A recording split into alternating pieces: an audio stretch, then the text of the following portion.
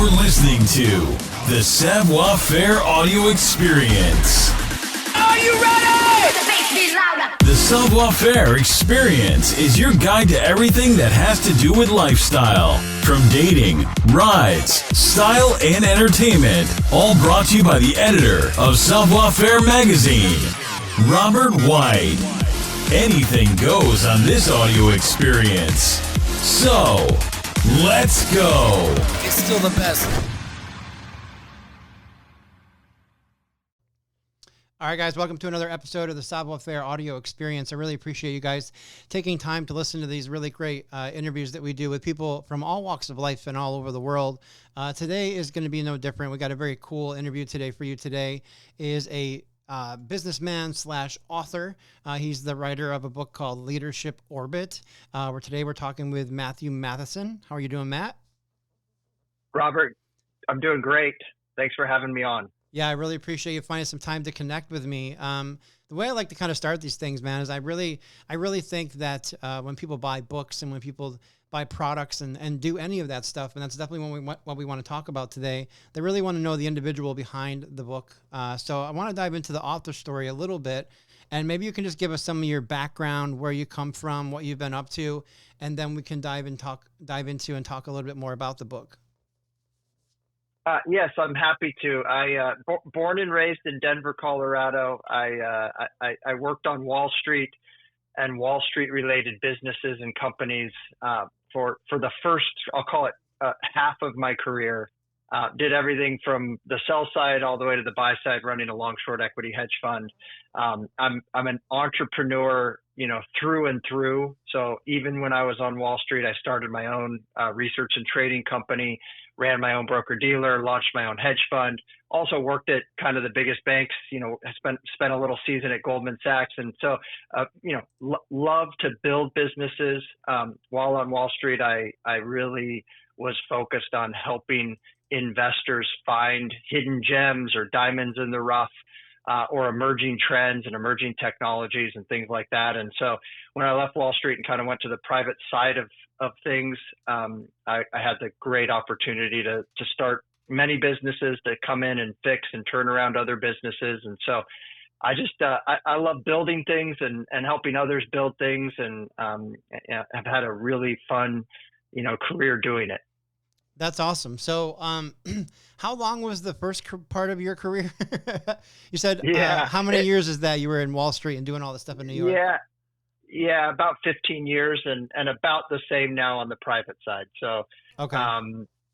Been around, seen a lot. I actually started kind of during the .com bubble craziness in San Francisco.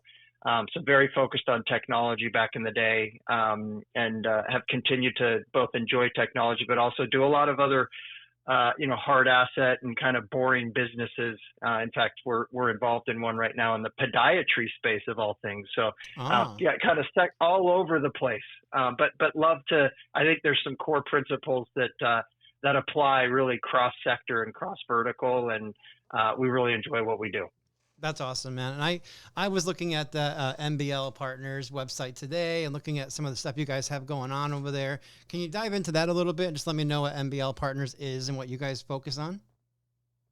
Yeah, so MBL Partners, it's an investment platform.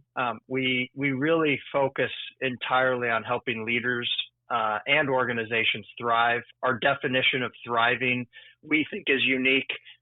We would define thriving. I think people would often associate that with like being successful or, having everything go your way. We actually think thriving is this mental, emotional, and physical state of advancing and progressing with purpose.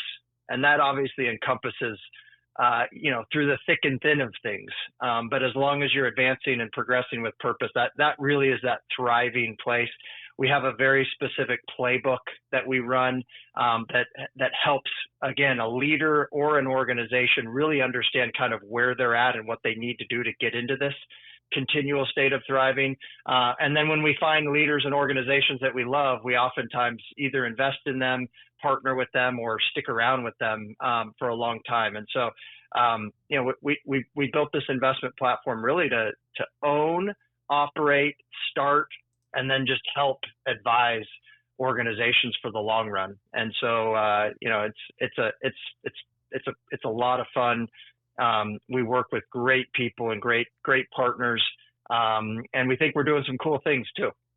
Yeah, that sounds cool. I like the idea that you're not just a traditional kind of investment option. I think most people that start businesses are always thinking about, well, like right out of the gate, they're thinking, okay, I want to start this business. And then they start looking at the numbers and they realize, well, I can't really do it without the funding. But your perspective is a little bit more of like looking at within and following a playbook and looking at different options where you may have the ability and the skills to be able to get to the point where you may not need to have a financial investment to start a business.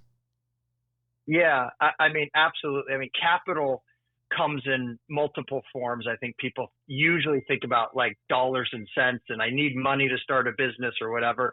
But we think the human capital and the intellectual capital is oftentimes as important and in some cases more important than the financial capital. All three forms of capital are important. But at the end of the day, you do need all three forms. And again, when it comes to starting and or building businesses, it's just really important. And we like to break things down into really bite-sized, easy to think about and easy to operate kind of systems and processes that ultimately leads people to having access to all the kinds of capital needed, including the financial capital. That makes sense. Another thing that I like to always ask, like, obviously solid entrepreneur guys like yourself and like me and other people that I've met and interviewed, basically, like, what's your day to day like? What are the little tricks that you do to keep yourself motivated to kind of keep grinding each day and keep moving forward? Is there a goal that you kind of set for yourself each year or every couple months that you want to reach to kind of give yourself motivation to keep going? Do you use lists? Like, what's your little trick for each day? Yeah, and what a great topic at this time of year. Obviously, many people are sitting around thinking about their New Year's resolutions and, hey, I'm beginning a new year and what's my list of goals and things like that. By the way, I do that too. I just am a huge believer, though, in micro habits. And I believe that if you can break things down into very simple daily type choices that anyone can do with very minimal amount of time, but with consistency. I mean, the effort and the challenge is being consistent, but it's very small, bite-sized micro habits. I'm a huge believer in that. I think many organizations and businesses miss the mark in how they set up incentive plans and what they're actually goaling and getting their teams to be targeting.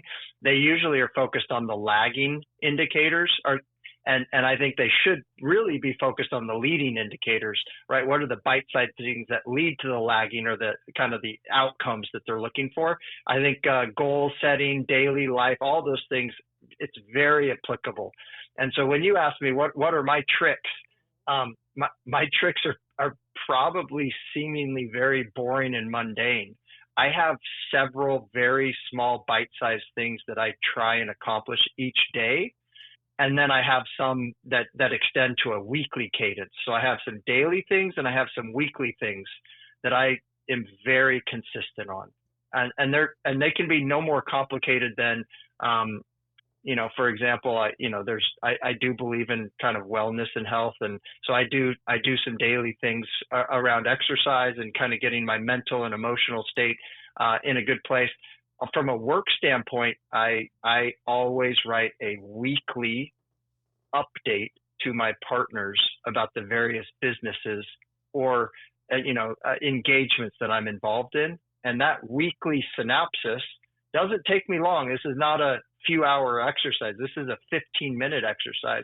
But when I do this weekly thing every single week, when you look back over the year, one, everyone understands it gives me a space for really putting into writing the challenges or the wins or, the things that I'm working through.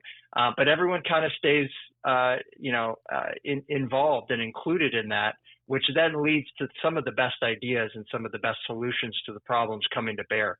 And so, my secret sauce is just break things down into very bite-sized things and be very consistent about it. The bigger goals, the bigger outcomes, those are a natural result or consequence of doing the smaller daily things.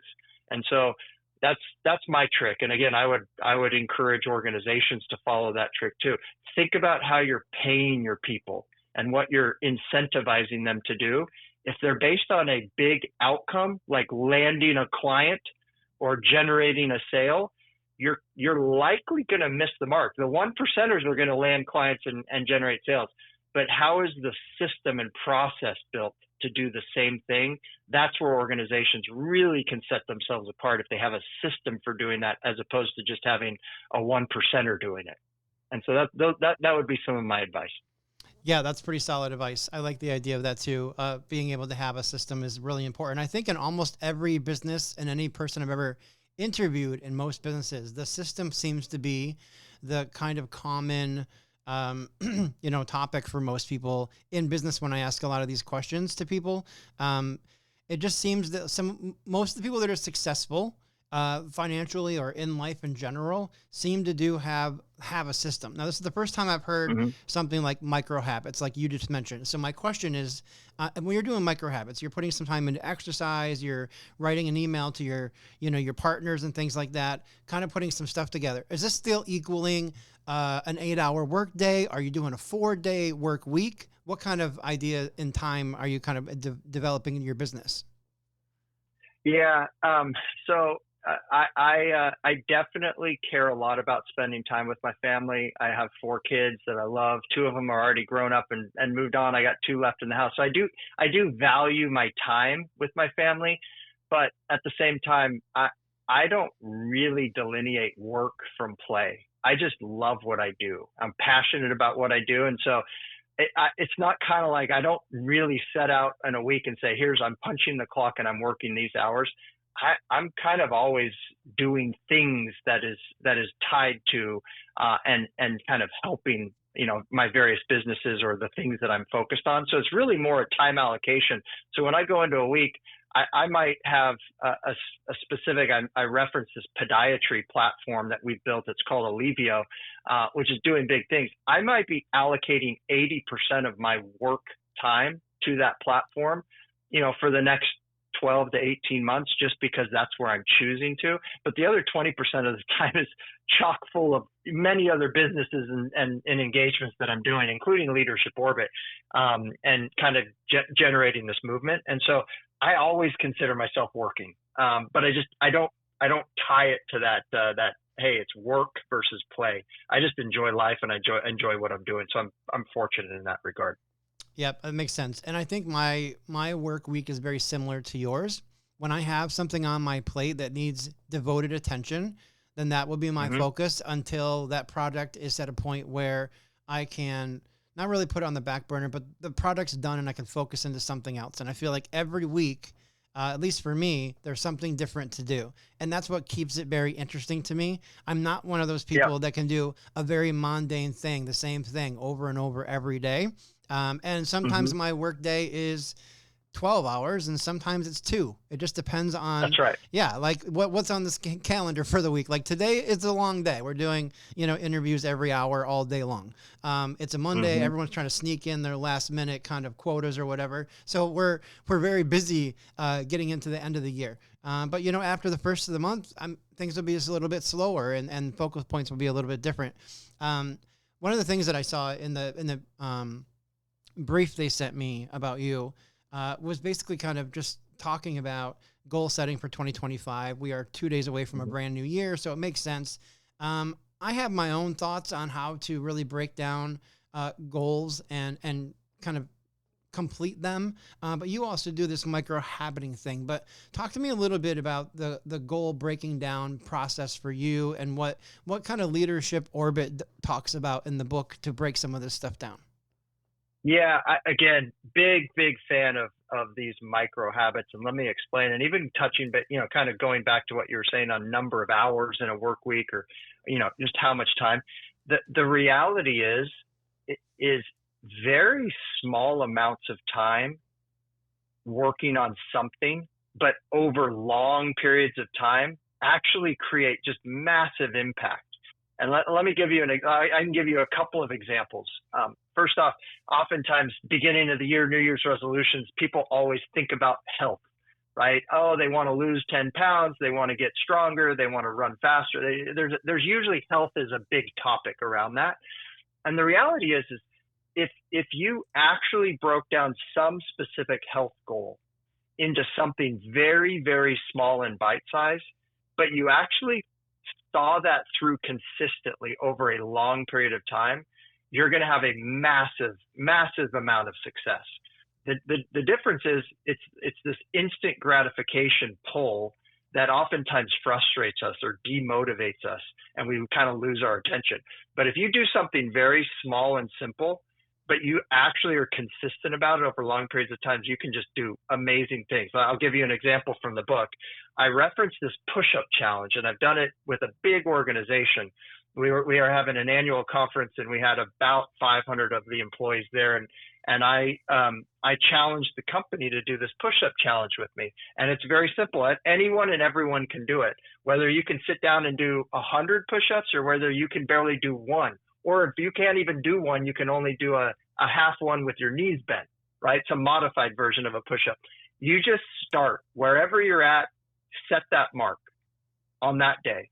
And then all the push-up challenge then is just add one, do that number. So if you can do 5 push-ups, okay, you do 5 push-ups every day for a week.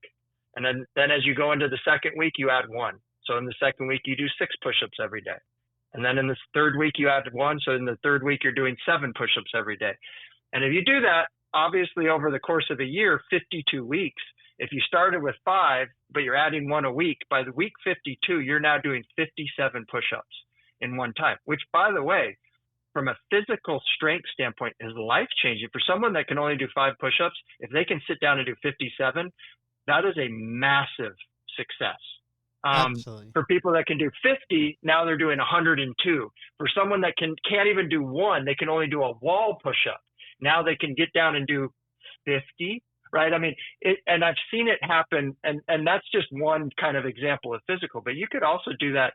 There can be some intellectual, there could be some other social related thing. If you do something simple, bite-sized micro habit, do it every day. It doesn't take a lot of time. We're talking about 30 seconds, 2 minutes. But if you do it every day and you add to it, over the course of the year, you can see massive improvements. And so when I reference micro habits and in a business standpoint, it's the same type of thing. If you take one mundane manual task and you work on automating it with either a technology, a tool, or a system, and then you do that and you just do 1 a month, by the end of the year, if you've automated 12 of your manual tasks in the business, you are far better as a business. And so that's what I mean when I talk about micro habits. I'm a big believer in it. And again, it's the hard thing for individuals and companies. It's avoiding the instant gratification. When you're moving from 5 push-ups a day to 6, you're not really seeing a change. When you move from 6 to 7, you're not really seeing a change. But 6 months later, if you stuck with it, your shoulders, your pec muscles, your back, everything is going to actually be much stronger. It's just you don't get that instant gratification. Yeah, that makes sense. I like the idea of that too, because that's something that I know a little bit about too in the physical health kind of aspect too. I'm obviously involved in some of that stuff. I volunteer at a gym so I can get free membership. And so I'm there quite often as an employee or a volunteer. And so what's unique about that to me is they have National Quit Day, which is January 19th. And I've already been talking to people, at that place saying, hey, this is the thing, and we need to celebrate it so that people won't do it. And the whole idea is to keep people coming in. But I like this microhabiting environment aspect of this, because if you can get people involved in that, just like you said, by the end of the year, which is still a short amount of time to hit a goal. If your goal was to do, 70 push-ups or something, then do 10 now and add 1 every week. And by the end of the year, you'll be doing that. And it won't be a big deal because your body will naturally get stronger and better. That makes a lot of sense. In business, though, I like that kind of example of it. But in business, from your perspective, what are little micro habits that you can, is it 10 minutes of education each day? Is it, I don't know, for me, maybe writing an article every week or something like what kind of things would you put in place for a person that's starting a business to use micro habits? Yeah. So one of the foundational components to MBO Partners Thrive Playbook, and I think I do really believe applies to any business. One of the best places to start with in terms of a micro habit is track your cash.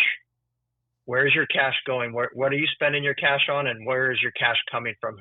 How's it coming in, and where's it going out? And that can be, there's lots of tools and technology, accounting, financial reporting systems, and all sorts of complex things that oftentimes overwhelms business owners and business leaders. I can remember, a very big business. 800 employees, tens of millions of dollars a year in revenues and profits and big business. It got into significant trouble because it lost its ability and its focus on cash flow.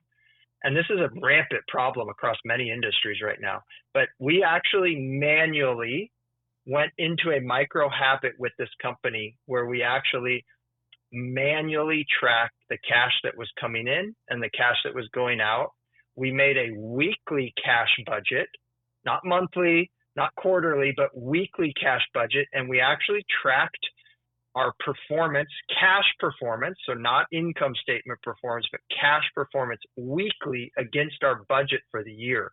And we actually set out a goal, and we actually had some lenders involved. And so we had some loans and things like that. We actually covenanted with the lenders that we would report on our cash performance weekly, and that we actually had real penalties if we missed our cash performance in any given week or consecutive weeks. And just that micro habit completely turned this entire company around. All of a sudden, where employees were acting like employees and there was drama and it was a, what's in it for me type mentality, it all switched to, hey, we've got to make these decisions so that we hit our cash performance, right? On this week, right? And it was a weekly thing. Week by week, we looked at it and tracked it, and it totally changed the whole culture, and it turned the whole company around, and it enabled them to really survive the COVID environment because they became so disciplined. When this was in an oil field services company, and during COVID, when oil went negative and the industry was in real trouble, this company was able to make it through and actually thrive on the other side. So that's one example. You can always begin with cash and how you're managing and projecting and budgeting for cash. That's one micro habit that will help every single business. I like that. And I think doing it manually holds you accountable, because not only are you finding time to sit down and look at everything, but now you're analyzing stuff. And I think in business, for sure, there probably is a little bit of cutting. You'll see a profit increase. You'll see a little bit of thing that will start happening when you kind of do this little micro habit or micromanage kind of the financial aspects of a business. So I like that tip. It's very, very good. Well, I want to dive into Leadership Orbit and talk to you about the author, Matthew, over the businessman, because clearly you've had a ton of experience in business. You've done a lot of things in life. The brief time we've been talking, you've dropped some really great tidbits of knowledge, but most of this stuff is now collected into this book. So what's the mission of Leadership Orbit, and what kind of caused you to write it and put this out into the world? So the direct answer is I'm very passionate about helping people. And I do believe right now, one of the scarcest resources in the world is leadership. And let me double click on that for a second. We are in desperate need of leadership. And I think the big misconception or the lie that exists is somehow leaders, you must be some, corner office or duly appointed, a political official to kind of fit into this leader role whereby which we can, garner leadership from. And I think it's just a great lie. I actually think each individual, it has infinite potential. I think things happen amongst the smallest kind of groups So whether that's inside of a family or inside a small community, I think local individuals and local community is where actually the magic happens. And I just believe we all have inside of us leadership potential. And so Leadership Orbit really is a book written based on a whole bunch of learnings, a whole bunch of experiences, and a whole bunch of conviction around the idea that every single individual has the potential to get into this orbit, a self-sustaining, always advancing, always progressing orbit that actually can influence both first themselves, but then the individuals in which they're orbiting around and with. And so whether that's in a business setting, a family setting, or a community setting, man, I believe that we're in desperate need of that type of energy, that type of feeling, that type of pull. And we all can play a role in that. And so I'm just excited about, I was excited to write it. I'm excited about hopefully having more and more individuals gain this confidence in themselves, and then also see the light of day that they actually have the ability to be a leader in their own right and to make a big difference. And man, our society needs it more than ever. And I think many of the problems that we're facing today actually are going to be solved, right, by a whole group of leaders who are kind of exhibiting this leadership orbit power. So. No, I like it. It's very good. And that's something that I think I focused on with Savoir-Faire, and even things that I'm thinking about for 2025 is my branding currently has been kind of the well-spoken man, and it was very kind of James Bondy kind of feeling. Going forward, we really want to focus on kind of educating people and bringing men up and kind of challenging them to be better humans in general. So Leadership Orbit obviously is a book or a system that kind of builds around what I'm focused on for 2025 as well. So I like the idea that we're connecting right now, like literally before the new year, because I'm not only picking up great stuff from you in our conversation, but it's obviously a book I want to have on my shelf and I want to read because it sounds like there's some really solid information in there about letting people realize that maybe they don't even know that they have leadership skills. And hopefully your book is kind of the piece that will give them that kind of an awareness. Absolutely. I mean, that is the goal and the intent. And I'm really excited about it. And I do believe that the book it should speak to the individual. And there's no prerequisite. You don't need to have some big fancy degree from some Ivy League school. You don't have to have some pedigree of, all these important fancy roles and corner office titles. I mean, I think it's really for everyone. And everyone has this ability. I agree. And I like the idea that you're not isolating this to someone becoming an entrepreneur, right? Your like description of a leadership in Leadership Orbit is really focused on anybody in any career path at any level being able to just kind of become this vessel of leadership in any role, really. Because if they can come into that position, then you become the light in a situation where maybe things aren't that great and other people start following by example. And that's when entire environments can change because one person decided they wanted to be a better human. Yeah, that's exactly right. Titles really don't matter. And in a business setting, we've all heard, stories of the mailroom employee working their way all the way up to become CEO and all. I mean, and I just believe whether you're in the mailroom, whether you're on the front line, whether you're an executive, whether you're a salesperson, production or factory work. I mean, everyone can actually make both themselves better and their cohort around them better, and can drive an advancing, progressing, movement forward. We all can see inefficiencies. We all have ideas on how to make those inefficiencies go away. We all can see, individuals and or businesses that need help. We can be that helping hand. And again, business is a great learning ground for this, but it expands. It's way more important than just a business related book. This is about life. Yeah, absolutely. And I picked up on that right away, which is very cool. Well, Matt, I really appreciate you finding some time in your day and in the holiday season to touch base with us and talk a little bit today.